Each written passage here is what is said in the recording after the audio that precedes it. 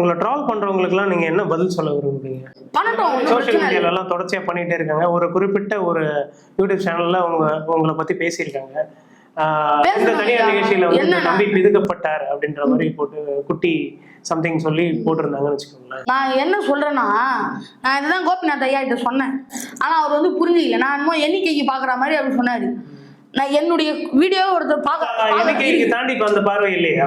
எண்ணிக்கை தாண்டி ஒரு பார்வை. நான் எண்ணிக்கைக்காக இது இருக்கு நான் பேசுறது. நான் என்ன சொல்ல வர்றேன்னா, என்னுடைய காணொலி பார்த்து என்னுடைய கருத்திலும் கொள்கைகளும் நம்ம பேசக்கூடிய பேச்சு புரியாதவங்க இவங்க ட்ரோல் பண்ணி ஒரு கண்டென்ட் சேர்க்குறாங்க இல்லையா? இல்லை என் கூட ஒரு வடிவேல் ஐயா சேர்த்து அவங்களோட ஒரு காமெடியை சேர்த்து இதெல்லாம் சொல்ல வரான் அப்படிங்கிறத குறிக்கிறாங்க இல்லையா? என் மனநிலையை புரிஞ்சு அவங்க அந்த மாதிரி ட்ரோல் பண்ணுறாங்க இல்லையா? அது வந்து மக்களுக்கு இன்னும் நல்லா புரியும் அப்படிங்கிறேன். முடிஞ்ச வரைக்கும் கருத்து இதில் கொண்டு போய் சேர்க்கணும் அப்படிங்கிறது நம்ம கனவு, இலக்கு, நோக்கி எல்லாமே. அதை வந்து இந்த ட்ரோல் வீடியோக்கள் மூலமா செய்யறாங்க அப்படிங்கிறத நான் சொல்ல வரேன். ஒரு எண்ணிக்கைக்காக சொன்னார். முடிந்த அளவுக்கு என்னுடைய கருத்தியல் ரீதிகளும் கொள்கைகளும் கொண்டு சேர்க்கிறாங்க. அதுதான் வேணும் எனக்கு.